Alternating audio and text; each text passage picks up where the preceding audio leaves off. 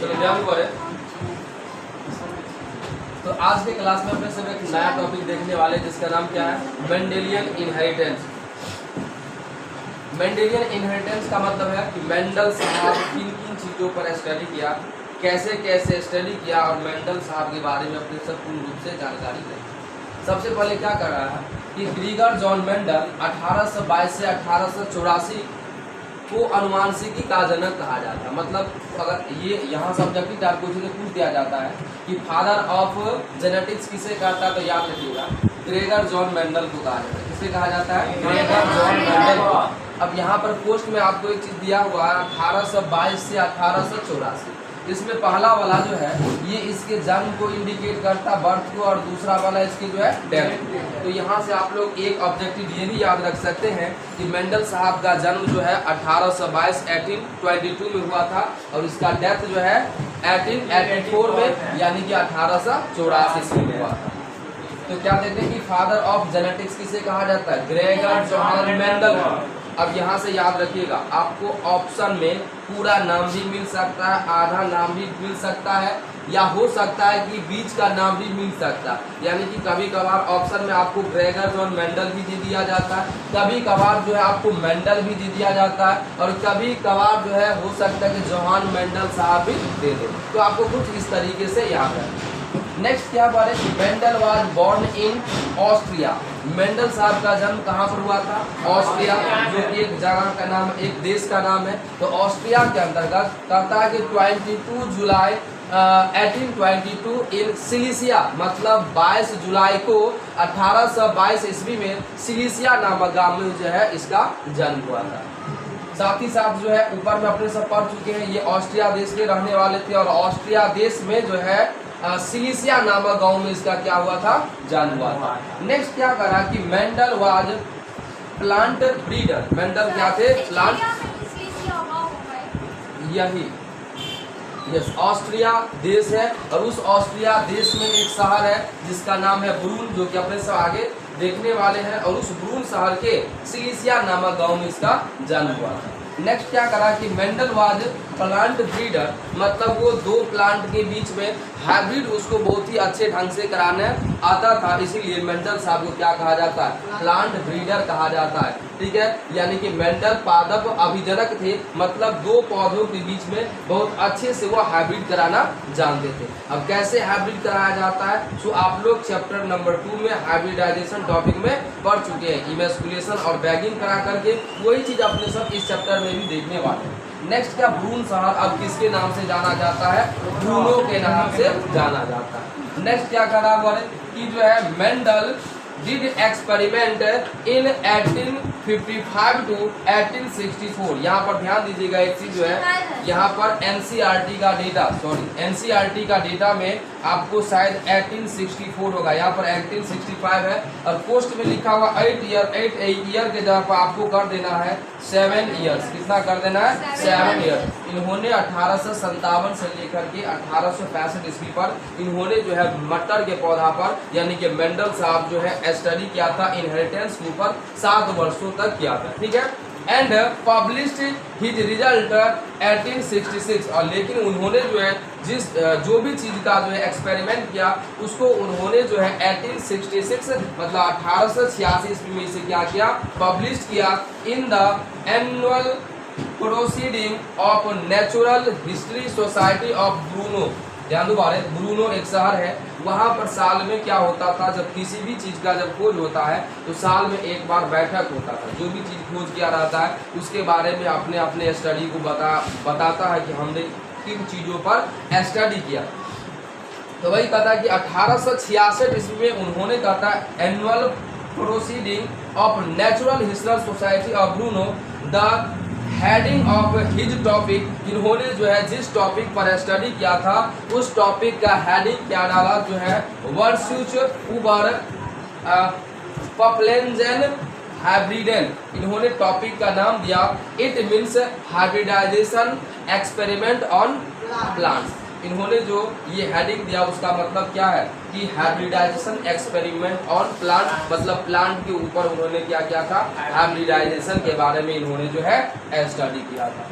Next ध्यान दीजिए, next क्या कर रहा है कि मेंडल के कार्यों का निष्कर्ष जटिल था। मेंडल साहब जो है यहाँ पर जो एक्सपेरिमेंट जो क्या था वो क्या था, एक जटिल था जो है। Conclusion of Mendel's work was complicated, यह मतलब उलझा हुआ था, कॉम्प्लिकेटेड था, because Mendel use statical analysis और law probability in his conclusion, मतलब इन्होंने जो है कुछ लॉ भी बना रखे थे, कुछ नियम भी बनाए हुए थे जो किसी खास पौधे तक ही सीमित था, बाकी पौधों पर यह लागू नहीं होता था। कहता कि after 16 years of Mendel's death, मतलब मेंडल साहब का मृत्यु कितने में हो गया था, 1884, और कहता कि 1900 ईस्वी में, ध्यान क्लियर लिखा हुआ कि after 16 years of Mendel's death, मतलब मेंडल के मृत्यु के 16 साल बाद in 1900 Mendel's postulates where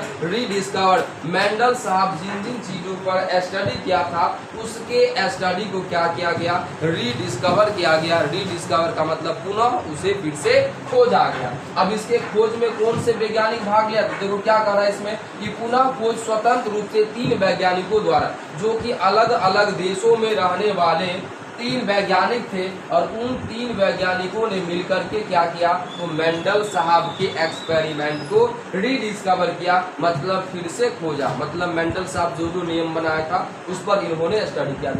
clear लिखा हुआ है कि रीडिस्कवरी बाय 3 साइंटिस्ट इंडिपेंडेंटली, मतलब स्वतंत्र रूप से 3 साइंटिस्ट जो है मेंडल साहब के बारे में जो है बताया। देखो सबसे पहला 3 साइंटिस्ट कौन कौन है सो देख लो। पहला साइंटिस्ट का नाम है कार्ल लॉरेंस, दूसरा है ह्यूगो डिब्रीज, और तीसरा है एरिक वॉन शेरमार्क। ठीक है, एरिक वॉन शेरमार्क, यहीं तक आप याद रखिए, ध्यान दीजिए। सबसे पहला क्वेश्चन था, आप यहाँ से ये याद रखिए कि कार्ल लॉरेंस कहाँ के रहने वाले थे, जर्मन के। दूसरा ह्यूगो डिब्रीज कहाँ के रहने वाले थे, हॉलैंड के रहने वाले थे। और एरिक वॉन शेरमार्क कहाँ के रहने वाले थे, ऑस्ट्रिया। और अभी अभी अपने सब जस्ट देखे कि मेंडल साहब भी कहाँ के रहने वाले थे, ऑस्ट्रिया के रहने वाले थे। तो ये 3 साइंटिस्ट है जो इंडिपेंडेंट रूप से, मतलब स्वतंत्र रूप से मेंडल के कार्यों पर इन्होंने क्या किया, स्टडी किया। तो देखो क्या कह रहा है यहाँ पर जो है कि कार्ल लॉरेंस साहब जो स्टडी किया था वो कहता है एक्सपेरिमेंट ऑन मेज, मतलब मक्का के पौधों पर। दूसरा ह्यूगो डिब्रीज साहब कहता है experiment on evening primrose, evening primrose जिसे संझा फूल कहा जाता है। क्या कहा जाता है, संझा फूल कहा जाता है। हर के दरवाजे पर लगभग देखी होइएगा आपको, इस तरीके से आपको फूल रहता है इसमें। ये केवल जो है शाम में 4 या 5 बजे के बाद ही खिलता है, इसीलिए इसे इवनिंग प्राइमरोज के नाम से जाना जाता है। इस तरीके से आप देखे होइएगा। और यहाँ पर आपको जिस तरीके से मरीच का बीज होता है ना, उसी तरीके से इसका भी बीज होता है। तो आगे ध्यान दो क्या लिखा, एरिक वॉन शेरमार्क के बारे में कहता है experiment on different flowering plant, मतलब अलग अलग फ्लावरिंग प्लांट्स पर कार्य किया था। कौन, एरिक वॉन शेरमार्क। मतलब 3 साइंटिस्ट देख रहे हैं मेंडल साहब के रीडिस्कवर में। पहला क्या था, पहला है कार्ल लॉरेंस, दूसरा है ह्यूगो डिब्रीज, और तीसरा में क्या है, Erich von Tschermak. Objective type question के लिए याद रखना है, कार्ल लॉरेंस कहाँ के रहने वाले थे, जर्मनी के रहने वाले। किस पर इन्होंने स्टडी किया, मक्का के पौधा पर, मेज के पौधा पर। दूसरा है ह्यूगो डिब्रीज साहब जो कि हॉलैंड के रहने वाले थे, कहता कि एक्सपेरिमेंट ऑन इवनिंग प्राइमरोज, इन्होंने इवनिंग प्राइमरोज संझा के फूल पर क्या किया, स्टडी किया। इसके बाद क्या कर रहा है, साथ ही साथ ध्यान दो यहाँ पर एक पॉइंट और लिखा है कि इन्होंने मेंडल के परिणामों को, मतलब मेंडल साहब जो भी स्टडी किया था उसके रिजल्ट को 1901 ईस्वी में फ्लोरा नामक पत्रिका में पुनः प्रकाशित किया। मतलब एक बुक बनाया, उस बुक का नाम क्या रखा इन्होंने, फ्लोरा। और फ्लोरा का मतलब ही होता है प्लांट्स। क्या होता है, फ्लोरा का मतलब क्या होता है, प्लांट्स होता है। साथ ही साथ देखो अब यहाँ पर एरिक वॉन शेरमार्क जो है यह अलग अलग फ्लावरिंग प्लांट्स पर क्या किया इन्होंने, स्टडी किया। अब यहाँ पर देखो बारे क्या लिखा हुआ है कि the credit of rediscovery of Mendelism goes off 3 scientist. इन्हीं 3 साइंटिस्ट को जो है मेंडल साहब के रीडिस्कवर के लिए जो है क्रेडिट जाता है। कहता है कि Lawrence gave two law of Mendelism. Mendel साहब जो भी चीज बताए थे इन्होंने उसके आधार पर दो नियम बनाए। कितने नियम बनाए?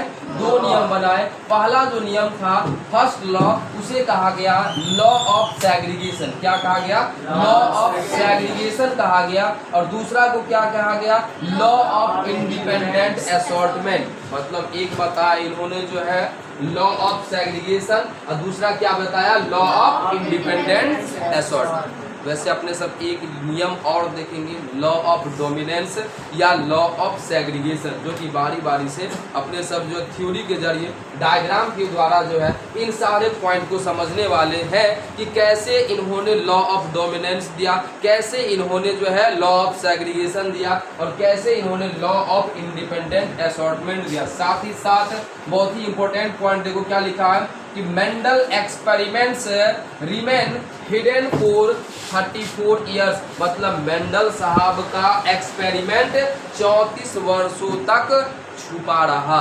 मतलब एक तरीके से देखा जाए तो मेंडल साहब का देखो यहाँ से सारा अगर ऑब्जेक्टिव टाइप क्वेश्चन निकालने की कोशिश करें तो मेंडल साहब का जन्म 1822 में हुआ, मेंडल साहब का डेथ 1885 में हुआ, मेंडल साहब 1857 से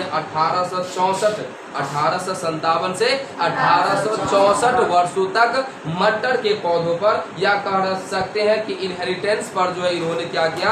स्टडी किया। मतलब टोटल 7 वर्षों तक। और इन्होंने जो भी चीज जो है एक्सपेरिमेंट किया उसको जो है एक नोटबुक में इन्होंने क्या किया? छापा। लेकिन जो है 1866 ईस्वी में जो है नेचुरल हिस्ट्री सोसाइटी ऑफ ब्रून के समक्ष रखा, लेकिन इस पर इसके बातों पर ध्यान नहीं दे पाया। क्यों नहीं ध्यान दे पाया? क्योंकि उस समय जो है डार्विन साहब के एक्सपेरिमेंट में उलझा हुआ था, जो कि अपने सब आगे देखने वाले हैं इसके बारे में। इसके बाद अपने सब ध्यान दे सकते हैं यहाँ पर मेंडल साहब का मृत्यु जो है 1888 में हो गया, 1884 में हो गया। इसके मरने के 16 साल बाद, इसके मरने के 16 साल बाद नहीं 1884 हो गया तो 16 साल बाद मतलब 1980 में 3 साइंटिस्ट जो है इंडिपेंडेंट रूप से जो है मेंडल साहब की खोज पर क्या किया? फिर से इन्होंने स्टडी किया। पहला साइंटिस्ट का नाम क्या था? Karl Lawrence. दूसरा साइंटिस्ट क्या था? ह्यूगो डीब्रे। तीसरा क्या था? Erich von Tschermak. मतलब इन 3 वैज्ञानिक ने मिलकर के इसके एक्सपेरिमेंट को रीडिस्कवर किया। मतलब मेंडल साहब का खोज कब समाप्त हुआ था? मेंडल साहब का खोज समाप्त हो गया था 1866 में। कितने ईस्वी में? 1866 में। और 1866 में 34 जोड़ देंगे तो कितना हो जाएगा? 1900 होगा कि नहीं होगा? मतलब इसके एक्सपेरिमेंट के 34 साल बाद जो है इसका एक्सपेरिमेंट जो है पुनः फिर से बाहर आया और इस पर स्टडी किया गया। साथ ही साथ देखा जाए तो 34 वर्षों तक इसका एक्सपेरिमेंट छुपा रहा। मतलब ये कह सकते हैं कि मेंडल साहब को जीते जिंदगी इन बातों को पता नहीं चल पाया कि इन्होंने जो खोज किया था वो खोज सफल हुआ कि नहीं। इस तरीके से अपने सब जो है अभी तक इतना तक देखे तो तब तक जो है बाकी बच्चे जो है इसको नोट कर लीजिए।